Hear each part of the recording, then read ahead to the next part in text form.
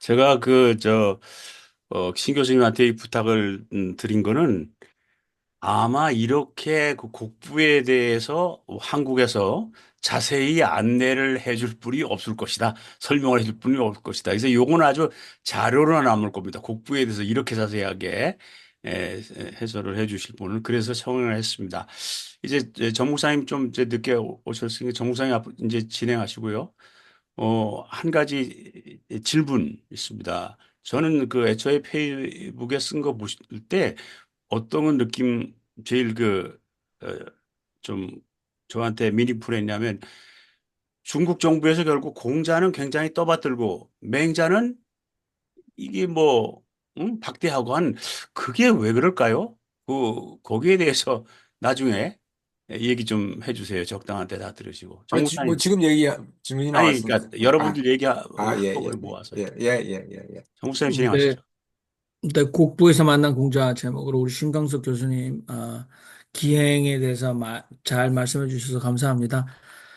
뭐 여러분들 그 많은 생각들이 있으실 텐데요. 그 지금 특별히 지성수 목사님 질문도 있고 또 여러분들 하시고 싶은 말씀, 네, 뭐 저도 사실은 유교 문화권에서 뭐 저도 한국을 떠나서 거의 뭐한 세대 이상은 한국을 떠난 삶을 살고 있는데 그 이게 이 서양에서는 뭐 아까도 보여주셨지만 그리스 철학의 어떤 가치, 인식, 그다음에 기독교 사상을 배제할 수 없습니다. 그리고 이분들은 이제 뭐 기독교 문화권이죠.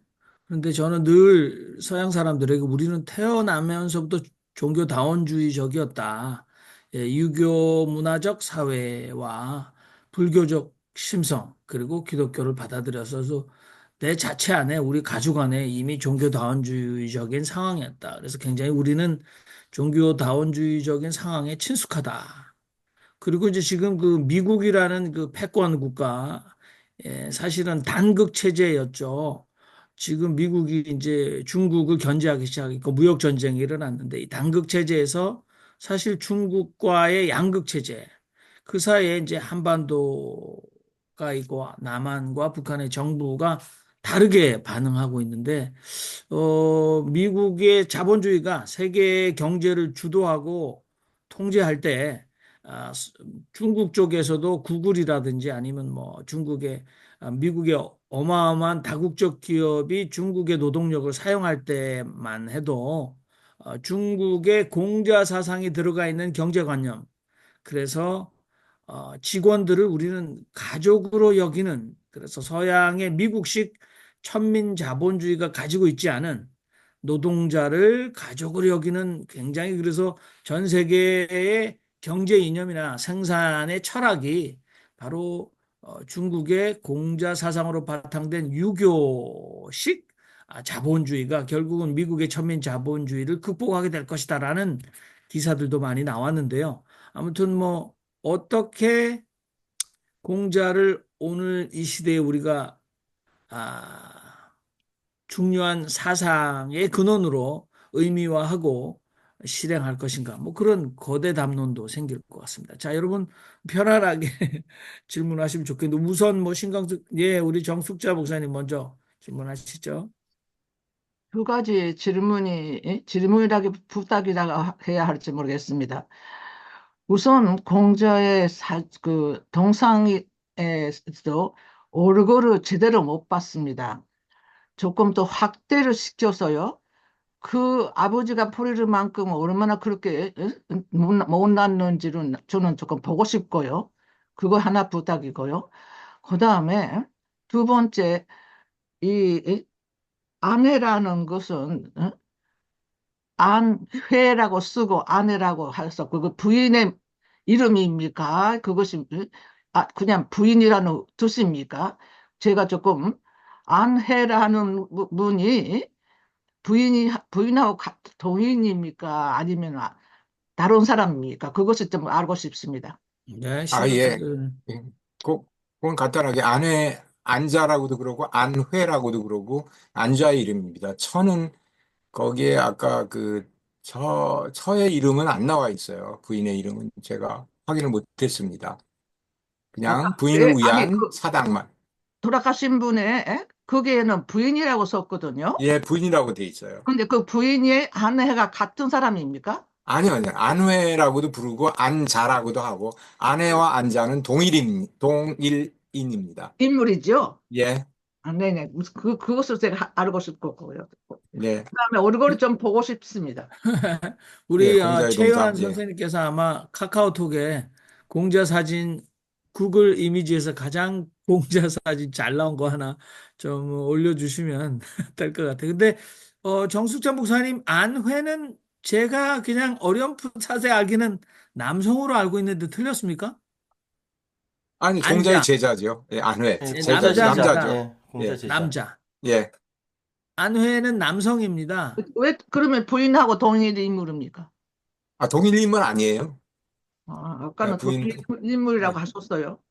아, 그랬습니까? 그럼 예. 제가 잘못 안회, 이해했습니다. 안회는 안자, 이제 동일인물. 안회와 안자는 그러니까 동일인물. 안회는 예수와 세례 요한 그 사랑하는 제자 이렇게 요한복음 표현한 대로 공자와 그다음에 안회는 공자가 가장 그걸 얘기하세요. 사랑했던 남성 제자다 이렇게 이제 비유를 하셨습니다. 아무튼 어쨌든 질문이 공자가 다시 어떻게 그렇게 못생겨서 됐습니다. 버렸느냐. 근데 제가 볼 때는 공자의 이 그 미담, 탄생설화를 영웅으로 만들기 위해서 버렸다는 가설이 추가되지 않았을까. 뭐 이런 그냥 상상이 들어갑니다만 아무튼 우리 정수정 목사님 아마 여성 신학자적 입장에서 이 아기를 유기하는 거 이거 세상을 있을 다스릴 수가 만한 없죠. 사상이 나올 만한 가문인가 뭐 이런 얘기를 하실 수도 있을 것 같습니다. 여러분 예 우리 김성봉 목사님 마이크 아직 안 켜졌습니다. 김성봉 목사님. 김 교수님 네. 반갑습니다. 서울 연희동에 서울 한성 화교 중고교가 있다고 그러는데 거기 교정에 공자상이 세워져 있는데 이것이 산동성에 있는 공자상하고 똑같은지 좀 알고 계시면 좀 말씀해 주셨으면 하고요. 그다음에 이제 제가 각주 논어집주라는 책을 제 그 대학에서 같이 기도학생 활동했던 문유진 씨가 이거를 상하르다 해서 냈는데 이 논어 집주를 읽으면은 공자에 대해서 다 알 수 있는 건지 또 다른 책이 있는지 있으면 소개 좀 해주시기를 부탁드립니다. 이상입니다. 네. 네. 어떻게 우리 제가 말씀하시고 신강수 답변을 교수님. 하고 진행할까요? 어떻게? 네네. 예. 그, 우리 정수자 목사님이 이제 그 공자 동상, 거기, 공자 아카데미 위에 거대하게 세워진 동상은 정말 어마어마하고요. 높이가 76m니까요. 어마어마한 동상이고요. 그건 그 흔히 공자상 뭐 이렇게 해가지고 옛날 뭐 이렇게 막 할아버지가 이렇게 뭘 들고 주간을 들고 있는 또는 부채 같은 걸 들고 있는 그런 모습과는 다른 아주 그 뭐라 그럴까요? 압도적인 그런 느낌을 저는 현장에서 좀 받았습니다. 그런 동상이었고요. 그리고 저도 이제 연희동에 지나가면서 화교가 있는 것은 옛날부터 알고 있었는데 이제 화교 안에 뭐 들어가 본 적은 없습니다. 들어가 본 적은 없는데 거기에 이제 공자상이 어떤 공자상이 있는지는 그건 제가 알 수가 없고요. 그 다음에 이제 그 논어가 20편인데 이제 그 논어의 집주라고 얘기할 때는 주로 고주와 신주를 얘기를 하거든요. 그래서 이제 신주는 주자 집주, 주자가 쓴 집주고 고주는 주자 이전에 뭐 그러니까 송대 성리학자 뭐 정의천이나 정도전이나 뭐 이렇게 주렴기나 그런 사람들이나 또는 이제 뭐 가끔 동중서 한나라 때 이런 것들을 모아서 이제 집주로 되어 있는 걸로 알고 있어요. 제가 뭐 전공은 아니라서 그냥 제가 이제 배우면서 알고 있는 걸 얘기를 드립니다. 그래서 논어는 주로 이것도 이제 역사 비평을 청대 고등학자들 이후에 역사 비평을 많이 했다고 그러는데 20편 중에 10편은 10편까지는 이제 공자의 어록이다, 로기원이다 그렇게 이제 많이 얘기를 하고 그다음에 이제 10편부터 11편부터 15편 또 16편부터 20편은 그러니까 16편부터 20편은 후대의 편집이다. 그게 많다. 그다음에 중간은 한 50대 50이다. 뭐 그런 얘기를 이제 간단하게 얘기하면은 그런 얘기를 하는 것을 이제 저도 이제 읽었습니다. 이제 그런데 어쨌든 논어가 이제 공자의 어록이다. 네, 전체가 이런 이제 이해를 일반적으로 이제 가지고 있다. 그렇게 말씀드릴 수 있을 것 같아요. 네, 고맙습니다. 네. 아, 또 다른 질문은 역시 여러분들께서는 한국에 계속 사시면서 가까이 있는 우리 익숙한 문화 전통이 뭐 대부분 분들이 이제 피부색이 노란 얼굴에 까만 머리니까 근데 외국에 가서 보면 내가 얼마나 이 주류와 다르다는 걸 늘 느끼고 살거든요. 예, 하얀 피부에 뭐 노란 머리 속에 섞여서 또 검은 피부에 예, 곱슬머리 속에 섞여서 사는데 유학 특히 유교에 관한 어, 스스로의 뭐 가치라든지 의미를 물어보는 기회가 상당히 적을 것 같아요. 근데 저는 이제 공부할 때 한국에 에서 유학 오신 여성 신학생들이 백인 교수들이나 학생들 앞에서 이 한국의 칠거지학 이렇게 하면서 유교 사회의 가부장적인 억압 구조를 너무 많이 고발을 했어요. 그래가지고 거의 뭐 저기 유교 사회에서 이 남성들은 거의 악마화 됐었죠. 그러니까 수업 시간에 뭐 거기 반대할 수 있겠습니까? 그런 강력한 그런데 결단코 유교에 대한 긍정적인 면을 생각할 여유가 없었어요. 근데 하버드에서 이 종교 다원주의적 프로젝트를 했을 때 유교와 생태학, 기독교와 생태학, 뭐 그리고 심지어는 신토이즘, 일본의 천황교와 생태학까지 집중적으로 책을 다 냈어요. 그래서 야, 이거 뭐 굉장한 예산이고 또 유학에 관한 어, 뭐 엄청난 학자들이 서양 학자들이 특히 우리 인류 공동 문제인 기후 변화, 생태학에 있어서 유학이나 유교의 사상이 얼마나 크게 도움을 줄 수 있는가.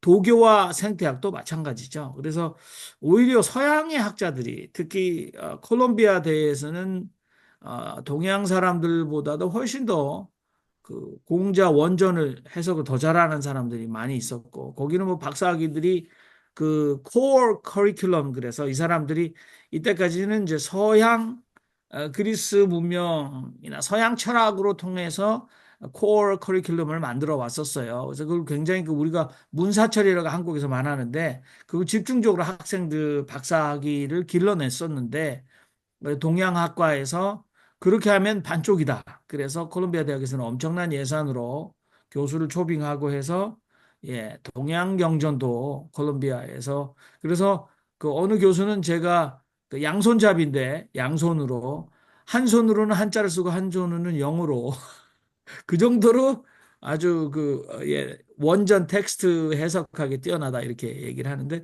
저는 신강석 교수님께 여쭤보고 싶은 것은 중국이 지금 간자체로 인해서 왜냐하면 문맹률이 너무 높아서 아마 마오쩌둥부터 시작됐나요? 그러니까 간자체를 해서 많은 사람들이 글을 읽을 수 있도록 그래서 우리가 파울로 프레이의 민중교육론에 보면 문맹이라는 거는 엄청난 여론 조작이 가능하지 않습니까? 근데 이제 공산국가에서 이 사람들에게 널리 한글을 창제하는 마음으로 간자체를 해서 지금 젊은 세대 제가 학생들을 중국 유학생들을 이렇게 가르쳐 보면 얘네들은 간자체만 알고 집에서 부모들이 따로 가르치지 않으면 한문을 읽지 못하거든요. 그런 역기능들은 중국에서는 많을 텐데요. 그리고 이제 한글날에 나온 아티클인데 우리나라 사람들이 문맹률이 거의 없고, 제가 말씀드렸지만 우리는 5초면 텍스트로 보낼 수 있는 걸 일본에서는 거의 58초가 걸린답니다. 우리가 5초에 카톡으로 따다닥 칠 수 있는 걸. 그러면 중국에서는 지금 기록을 하기 위해서 이 자판을 쳐야 될 때는 우리나라의 속기사처럼 기능 자격증이 있는 사람만 원전으로 된 문장을 만들어낼 수 있고, 보통 사람들은 지금 영어로 뭐 우리가 한자로 만약에 자자를 치면 영어로 사운드로 음성 문자로 치면 숱한 20가지 글자가 나오니까 거기서 하나를 골라 쳐야 되기 때문에 타이핑, 그러니까 이게 엄청나게 느리다고 하는데 한국이 왜 이렇게 이 IT가 발달될 수밖에 없나, 이거는 한글의 힘이다 이렇게 얘기하는데, 글쎄요, 심강석 교수님께 이 국부에서만 하는 공자 유학, 그리고 그것이 일상화되어 있고 어마어마한 중국인들이 공자를 숭상하고 있는데, 문화적으로는 우리가 어떻게 평가를 해야 되고, 우리의 이 한글 문화권인, 그래서 우리가 토 달지 말라. 그래서 한글이 처음에 나왔을 때 토를 달아줘서 그것도 소통할 수 있게 했던 이 세종대왕의 중심이었다라고 하는데, 어떻게 생각하는지 한번 말씀해 주시면 도움이 될 것 같습니다. 이제 굉장히 큰 얘기인데, 일단 그 유학에 대해서, 중국 유학에 대해서 일단 서양의 합리주의자들이 좋아했다라고 하는 거. 그러니까 라이프니츠, 그다음에 막스 베버가 좋아했다라고 하는 이야기들은 요즘 뭐 전부 다 알려져 있습니다.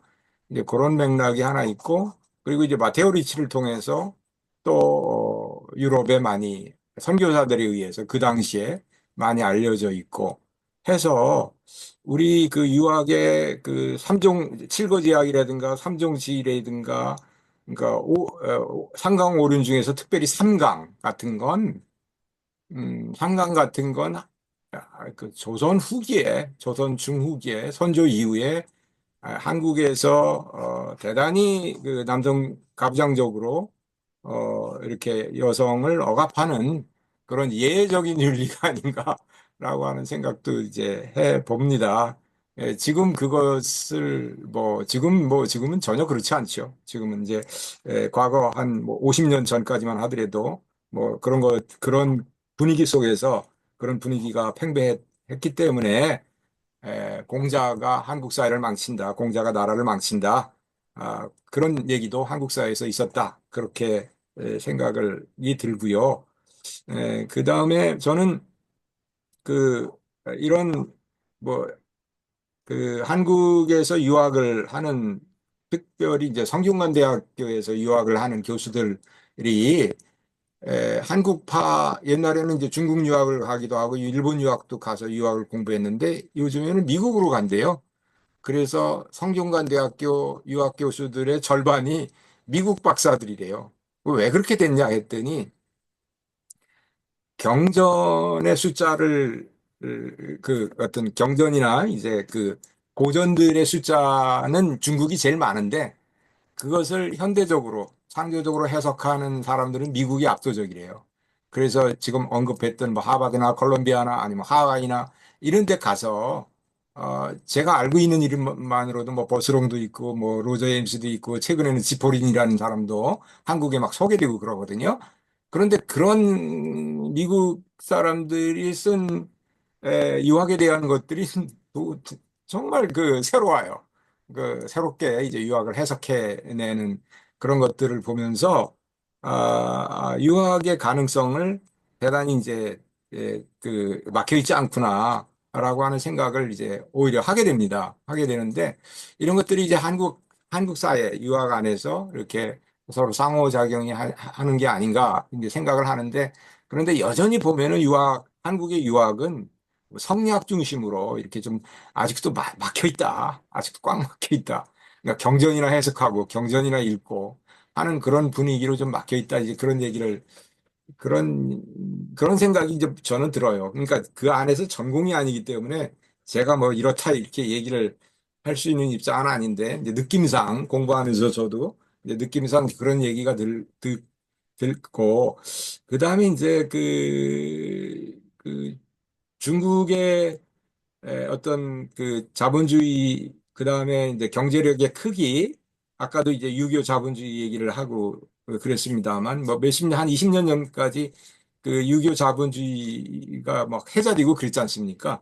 하고 그랬는데, 글쎄 그것이 이제 문화와 문자가 이제 문화를 전달하고 만들어내는 가장 기본인데, 저도 뭐, 그런데 이제 한글이라고 하는 그런 어떤 굉장히 편리한 알파벳 이상으로 편리한, 쓰기 편리한 그런 문자도 있지만, 또 문자와 더불어서 한국인의 어떤 문화적인 속성, 다양하게 이렇게 연구되어야 되는 그런 문화적인 전통, 속성, 그런 것들을 좀 더 연구해야 되지 않나 그런 생각이 들고요. 저는 이제 그 중국과 일본의 어떤 유학, 불교, 그다음에 특별히 최근대 이후의 사상, 특별히 이제 한국에서는 19세기 이후의 사상이 대단히 이제 중요하다고 저는 보거든요. 뭐 동학 이후에 형성됐던 천도교나 원불교나 증산교나 특별히 천도교의 움직임 이런 것들이 한국 안에서도 전혀 평가가 되고 있지 않은데 특별히 이제 동학 사상이 크게 평가되어야 된다. 또 동학과 기독교의 만남 이런 것들이 이제 평가를 제대로 받아야 된다. 저는 이제 동학 공부를 한 2, 3년 하면서 그런 생각을 많이 하게 됐어요. 그래서 이제 동학이야말로 소위 그 동학과 그 소위 개벽 종교야말로 한국 근대가 서구의 그 근대 개화적인 근대가 아니라 그렇다고 해서 수구파 개화파가 아니라 우리가 개벽파가 있었다는 거 잘 배우지 못했는데 그야말로 천도교가 동학이 이제 탄압받고 다 범죄자로 취급을 당하고 다 몰살 말살이 되고 하면서 이거 딴 얘기를 하는 것 같습니다만 동학이 한국 사회에서 이렇게 얘기되어지는 것이 겨우 1960년대에 와서 그것도 박정권 때 얘기가 되기 시작했거든요. 이제 그런 것들을 보면서 근데 최근에 굉장히 이제 연구진들이 많아졌어요. 한국 안에 엄청나게 많아졌는데 엄청나게 많아지면서 야 이게 한국적 근대 소위 그, 그 서양으로부터 침략을 받았던 식민지 피식민지 국가에서의 그 근대라고 하는 것이 동학을 중심으로 해서 또는 인도는 마티마 간디를 중심으로 해서 또는 뭐 사우스 아프리카라든가 남미라든가 이런 것들은 이제 근대가 서양과 달리 형성이 됐구나라고 하는 그런 의식들이 지식인들 사이에서 확산되어 가고 있거든요, 지금. 이제 그런 것들은 저는 굉장히 바람직하고 좋은 점이다. 그런 생각을 하고 있어요. 그래서 아까 이제 한글 언어, 중국 간자체와 한글 언어 문제를 얘기를 했습니다만 그것은 분명히 한글의 편리함이 크게 작용했을 것이다. 그런 생각도 들지만 어떤 게 문화라고 하는 것을 굉장히 언어뿐만 아니라 역사, 그다음에 어떤 민족의 전통 이런 것과 또 이렇게 한국 사회가 이렇게 다양한 그 전통이 대립되기도 하지만 또 이 안에서 뭐라 그럴까요? 말하자면 풍류를 통해서 한국의 어떤 예술적인 분위기를 통해서 새롭게 창작이 되는 그래서 이제 한류가 더 유명하잖아요. K-팝을 중심으로 한 K 컬처가 세계적으로 알려져 있지 무슨 K 사상 뭐 이런 것도 이제 그것을 타고 좀 더 확산됐으면 하는 개인적인 바람은 있습니다만 어쨌든 K 컬처 또는 저는 이제 예술을 만들어 나가는 그런 에, 고유성이라고 그럴까? 그런 어떤 전통이라고 그럴까? 그런 DNA라고 그럴까? 그런 것들을 뭐 얘기할 수 있습니다만 가령 뭐 풍류에서도 찾고 이제 그럽니다만 하여튼 그런 생각을 저는 개인적으로 하고 있습니다. 네, 저는 감사합니다. 한마디만 하겠습니다. 아까 인사를 못 드려서요. 제가 유교 아까 정 목사님 말씀대로 요성의 눈으로 유교를 지금까지 오해를 했네요. 그런데 오늘 말씀을 들으면서 그 공자의 어린 나이에 경험이다 할까 그 얘기는 제 가슴에 잊어버릴 수가 없이 아프게 왔습니다. 그래서 지금 유교로 다시 한번 보려고 그럽니다. 오늘 너무 감사했습니다. 네네. 제가 보니까 이 노노 옆에 성소 놓고 성소 옆에 노노 놓고 최기섭 가톨릭 신부와 그다음에 성균관대 출신 제자 유학 벌써 그러니까 책이 이렇습니다. 이게 벌써 2000년도 초에 나왔어요.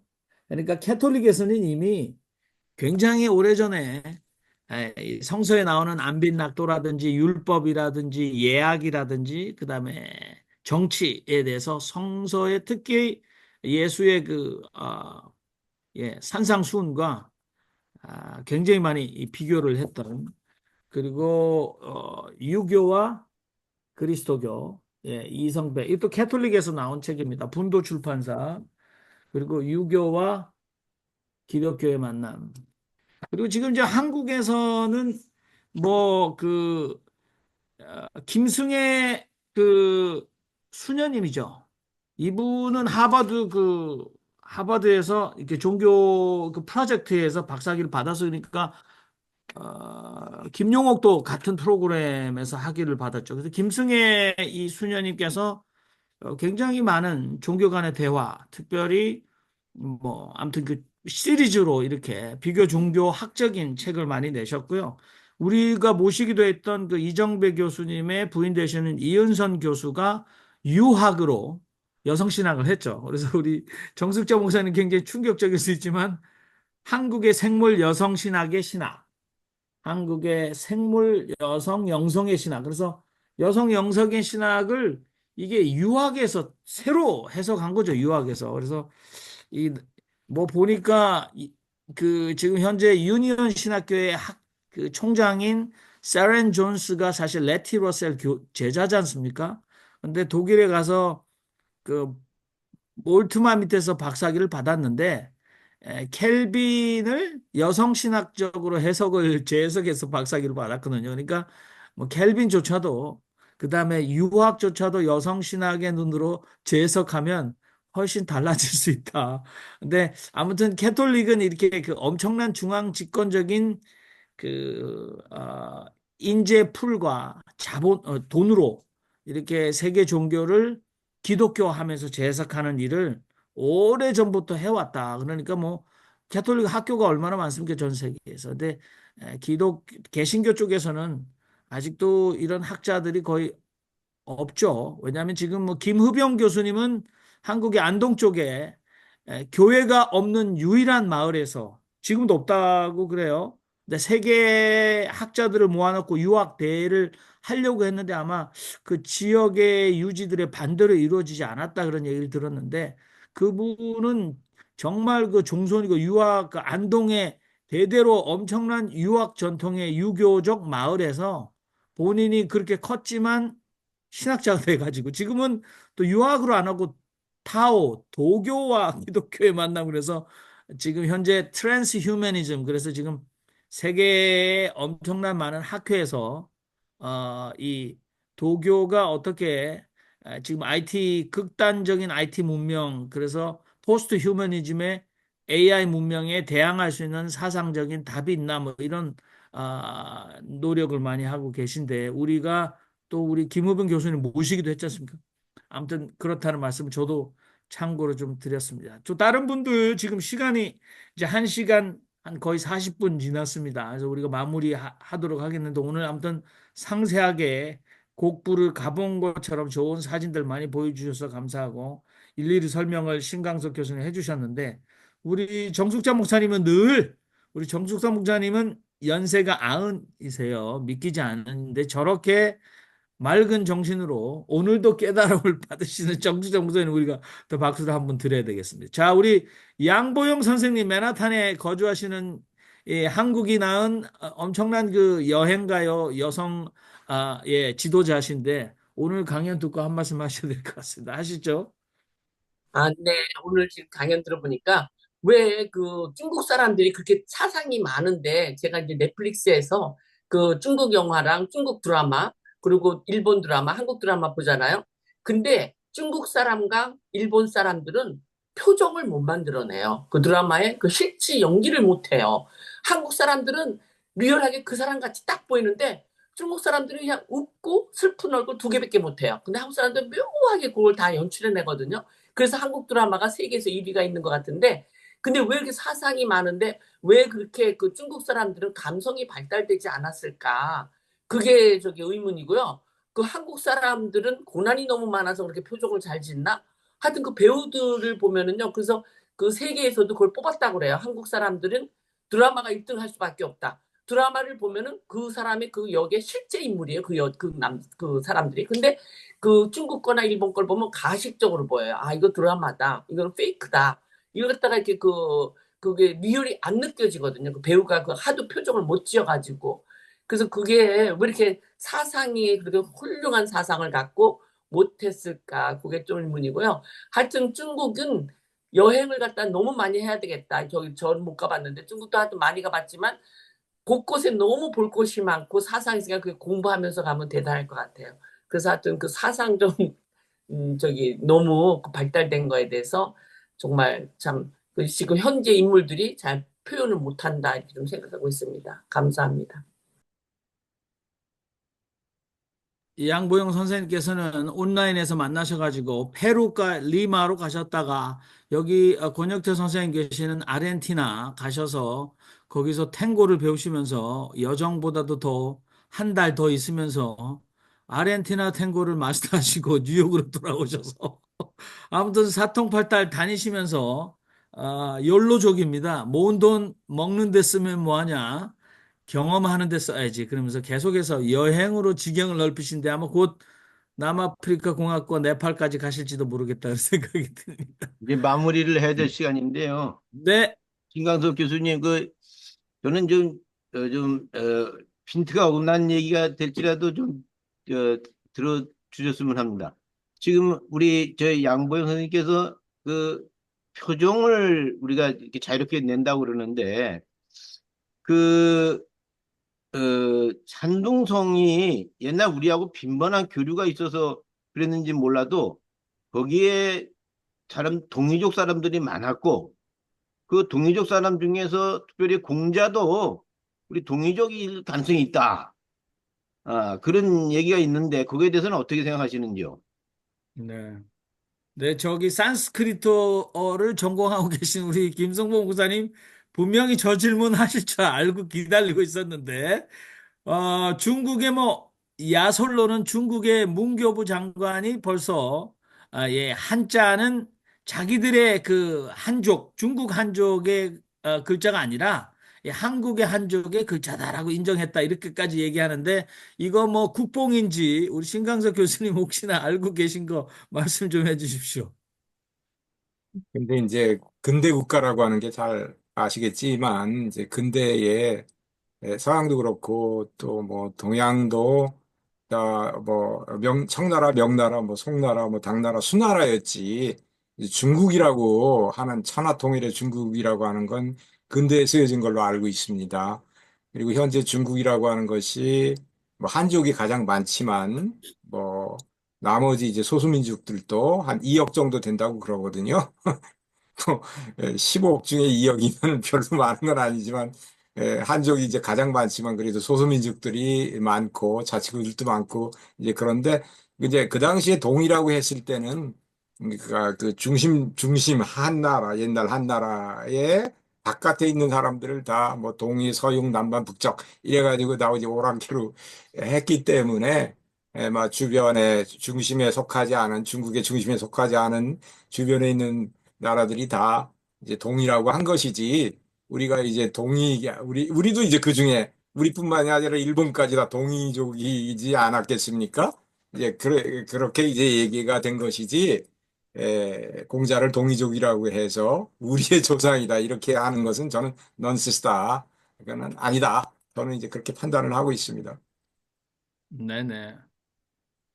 네, 뭐, 사회 동포 사상으로 보면, 우리가 다, 그러니까 미국에서는, 예, 제가 이렇게 얼굴 피부색이 다르니까, Where are you from? 너 어느 나라 출신이냐? 그래서, 우리 정영경 교수님이 그랬다고, I'm from Earth. 그래서 나 지구에서 왔다, 왜, 이렇게. 우리가 다 지구에서 살면서, 너는 동이냐, 나는 서이다, 뭐, 이렇게 의미가 없다. 뭐, 그러나, 그래도 우리에게 익숙한 문화, 예, 이것을, 그러니까 저는 기독교도 예, 옥성덕 교수가 한국 기독교 형성사, 그거는 역사 신학이지만 조금 한반도에 전래된 기독교는 독특한 형성사나 특징들을 일제 시대와 유교를 겪으면서 굉장히 독특한 기독교를 가지고 있다. 이거 반공에 관해서도 발작적 수준으로 반대하는 것도 예, 한국 기독교 특징 중에 하나거든요. 그러니까 우리가 해야 된다. 예, 우리 것을 조금 더 세계화하려면 열심히 우리 것을 연구해야 된다. 자, 우리 노진 김상재 목사님 저렇게 항상 그 경목으로 계시면서 잠복 근무하시는 표정으로 계시지만 잠복 근무가 아닙니다. 아마 사모님이 기도하시는데 방해돼서 차 속에 나와서 지금 이거에 접속하고 계시다. 나는 그 생각을 늘 하고 있거든요. 이게 아니, 사모님 그게 기도할 때는 그렇고, 방해하면 안 된다. 자, 그게 우리 그렇고, 김상재 목사님 말씀하세요. 예. 아니, 그렇게 그 참 귀한 그 보안 사항을 그렇게, 그, 저는 일반 독자로서, 이제 말씀을 드리자면은, 먼저는 일단 유교의 내면에 가장 혜택을 받은 국가는 제가 볼 때는 이제 우리 한국이 아닌가. 어, 그, 어, 누구나 지식을 열망하고 교육을 열망하고자 하는 이 내면이 사실 유교로부터 왔잖아요.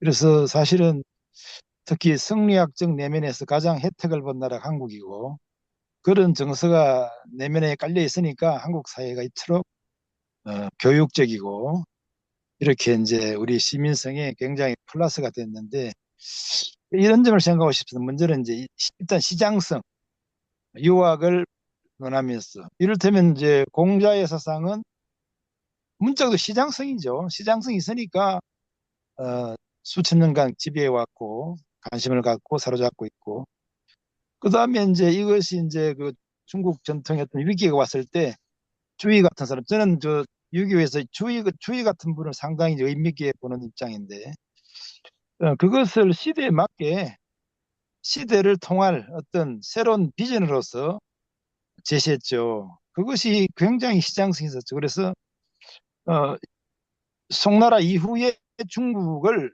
설명하고 중국 문명, 중국 철학을 설명하고자 할 때 추이가 한 역할은 참 지대했죠. 지대했죠. 그 전통의 유교 원리를 그렇게 심성론으로 바꿔서 내면이 수련되고 더 나은, 더 유능하고 나은 인간으로 나갈 수 있다고 하는 새로운 뭐 비전을 제시했으니까 엄청난 거죠. 그래서 그것이 그 주변국 특히 뭐 조선에서는 뭐 대단히 선진적이고 대단히 혁신적이고 대단히 놀라운 비전을 줬기 때문에 뭐 수재들이 앞을 다투어서 수입하고 내면화했죠. 그런 맥락에서도 역시 태교도 마찬가지고 태교도 조선이라고 하는 윤리적 공간에서 새로운 어떤 친민적 기제를 만들었으니까 그러면 이제 오늘날에도 마찬가지고 중국 문명과 이 유교가 사실은 이제 더 이상 시장에서는 효용성이 없다라고까지 말할 정도인데 그러면 이제 이게 서양과의 만남에서 그다음에 또 새로운 미래의 AI 시대의 여러 가지 뭐 또 지평이 완전히 달라졌잖아요. 그러면 다시 유교가 여기서 다시 주의 같은 사람, 체계 같은 사람이 또 나와야 되거든요.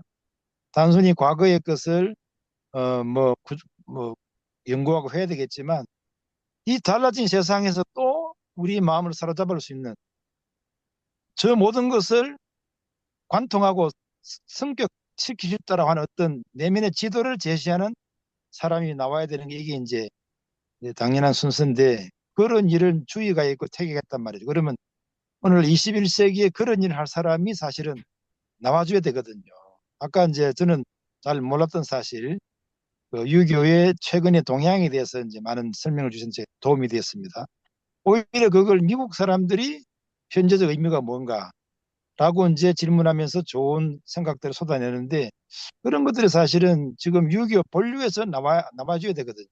그리고 또 그런 뭐 유럽 사람뿐만 아니라 같은 유교 문화권 안에 있는 사람의 마음도 사로잡을 수 있는 그런 새로운 이제 돌파가 나와줘야 되지 않냐 이렇게 생각합니다. 어쨌든 간에 이런 그 과제를 생각하면 일단 과거 그다음에 이런 강의도 듣고 또 현재 이 모든 것을 다 관통해서 유교가 더 이상 효용가치가 있으려면 그런 작업이 와야지 않겠나 그런 생각을 봅니다. 저는 어유, 개인적으로 이제 유교 호감을 갖고 있고 특히 성리학에 흥미를 갖고 있는 사람으로서 이제 그런 점이 좀 아쉽다는 생각이 듭니다. 이상입니다. 네, 감사합니다. 그 우리 정숙자 목사님께 다시 한 말씀 드리면 이 2세대 여성 신학자 이은선 교수님께서 이 요 책에서 요렇게 얘기하고 있어요. 오늘날도 유교 전통은 여성들에게 많은 경계와 의구심을 불러일으킨다. 그러나 앞에서 여러 측면에서 밝혔듯이 그런 과거의 성차별적인 실체론을 걷어내고 그 전통의 핵심인 성인 지도, 내성 외왕의 자기 수행적 가르침을 여성들이 적극 받아들인다면 앞으로의 시간에서 삶의 모든 분야에서 리더로 나설 여성들에게 꼭 필요로 하는 덕목들을 가르쳐 줄 수 있다고 보는 것이다. 필자는 그것이 한국적 페미니즘의 모습이라고 생각하고 그것을 잘 연결해서 한국적 대안으로 제시할 수 있다고 본다. 그러니까 이분은 이제 거룩할 성자, 종교에, 그 다음에 여성 성자, 그리고 이룰 성자, 성리학. 이렇게 해서 이 성성성, 그래서 지금 노진 김상재 목사님 말씀하셨던 이 자기 수행적 덕목, 성인 지도, 이것을 오늘날 되살려야 된다. 그래서 이미 앞서가는 한국의 여성 신학자들이 하고 있다. 이렇게 보시면 될 것 같아요. 그래서 여러분들 귀 기울이면 남성들이 공자왈 맹자왈 했을 때 여성들은 이 그 상실의 시대에 심리학적인 어떤 엄청난 피폐한 상황 속에서 인간 정신에 여성들은 인간이 온전해지는 것을 옹고지신해서 우리 전통에서 가져온다. 이렇게 말씀드릴 수도 있을 것 같아요. 자, 아까 우리 그 마지막으로 헨리 킴 목사님 마이크 켜셨는데, 아까 하울링 생겨서 우리 헨리 킴 목사님 뉴저지에 거주하시는 아주 마음씨 좋으신 헨리 형만 킴이신데 헨리 형이십니다. 헨리 형 말씀하시기 바랍니다. 네, 오늘 신 교수님 감사합니다. 제가 그 사진을 보면서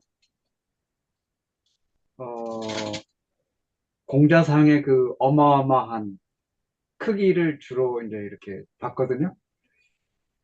이 중국 공산당 체제인데 여전히 뭐 자본주의가 들어갔고 실용주의적인 노선으로 걷고 있는 이 중국 사회가 그 마오쩌둥 때 그렇게 핍박을 받았던 공자가 다시 어마어마한 공자 기념비를 저렇게 만들어냈고 이제 그것을 보면서 저는 북한의 그 주체 사상이라고 할 수 있는 김일성 동상과 이제 이렇게 겹쳐지기도 했고 또 브라질에서 축구 월드컵 했었잖아요. 그때 그 영상으로 이제 보여줬던 것이 그 리우데자네이루의 그 예수상 그리고 우리 미국에 살고 있는 저에게는 그 워싱턴 갈 때마다 그 워싱턴 모뉴멘트가 이제 크게 이렇게 겹쳐져 있는데 사실 제가 이제 이 기념비를 얘기하고 있는 것은 제가 문화재 반환 이제 문제로 가지고 이제 그 여러 가지 문화적인 그 국제법적인 그런 연구를 했기 때문에 이렇게 언론이 이렇게 되는데 오늘 사진을 통해서 과연 지금 현재 중국의 이 공산당 체제가 저렇게 어마어마한 그 76m나 되는 공자상을 이렇게 세우게 했던 그 지금 현재 체제 속에서 유학은 과연 무엇일까? 그리고 저 기념비를 국가적인 차원에서 아마 관리할 것 같은데 그러면 공산당 체제와 이 유교 사상이 중국 사회에서는 어떻게 그리고 그것을 바라보는 다른 나라들과의 어떤 뭐 일대일로랄지 뭐 여러 가지 많은 국제 관계가 이렇게 형성이 되고 있는데 이제 그런 것들이 좀 궁금했습니다. 오늘 사진을 올려주셔서 너무 감사하고 좋은 강의 오늘 감사를 드리고 아까 말씀하셨던 개화 이제 그거보다는 이제 개벽이라는 그런 차원에서 우리 한국이 나아가야 될 그런 것들을 다시 생각하게 해서 감사를 드립니다. 네. 그 리오 데자네이로의 그 예수상 그리고 워싱턴 모뉴먼트의 링컨 그 비교는 아주 흥미롭습니다. 그리고 중국의 우리 헨리케 목사님 마오쩌둥도 어마어마한 마오상이 있어요. 그 태어난 데 가면. 그죠? 근데 지성수 목사님은 한마디로 정리하실 것 같아요. 그거 다 돈이다. 중국의 관광지에 들어갈 때 여러분들 입장료가 얼마나 비싼 줄 아십니까? 상상도 못하게 비싼데 인산인해로 지금 돈을 내고 들어가잖아요. 예, 굉장히 중국 돈 잘 벌고 있다. 이렇게 생각하시면 일단은 1차적 의문은 해결되실 것 같다. 자, 여러분들 곡부에서 만난 공자 오늘 뭐 열하일기처럼 여행담을 우리에게 자세하게 주셨고 또 저희가 이후 토론 잘 하게 해주신 우리 심광석 교수님께 감사를 드리면서 오늘 공식적으로는 여기에서 마치고 우리 뒤풀이 담화 시간 갖도록 하겠습니다. 우리 심광석 교수님 감사합니다. 제가 한 말씀만 네네 말씀하시죠. 그 아까 이제 공자 맹자 차이를 얘기 물으셨는데요. 이제 맹자책에 보면 이제 여민사상 나오잖아요. 여민 동락 백성과 더불어서 우이민도 아니고 여민. 그다음에 이제 혁명사상이 나오고 맹자 천명을 옮기는 뭐 그런 혁명사상 때문에 맹자는 왕들이 다 중국뿐만이 아니라 한국의 왕들도 싫어했다. 뭐 이렇게 이제 얘기를 하는 걸 들었고요. 그게 참 일리가 있는 것 같고요. 그다음에 이제 공자의 가르침 중에서 가장 핵심적인 가르침이 인이잖아요. 인. 그런데 인이 이제 원시유학 말하자면은 이제 공자 시대 때의 인은 사람과 사람 사이의 관계 속에서 느끼는 그런 근본적인 인성을 얘기했다면 주위에 와서는 이제 하늘과 사람, 그러니까 천의 개념이 거기에 포함돼서 말하자면 천인 감응이라고 하는 그런 의미의 인이 생겼고, 그리고 오늘날 소위 기후위기 시대 속에서 우리가 이제 그 신유물론도 뭐 회자되고 그렇습니다만, 그러니까 사람과 하늘뿐만이 아니라 사람과 사물 사이에서 느끼는 근본적인 그런 느낌을 인으로 다시 설명을 해야 된다. 이렇게 이제 얘기를 하더라고요. 최근에 한국의 젊은 유학자가.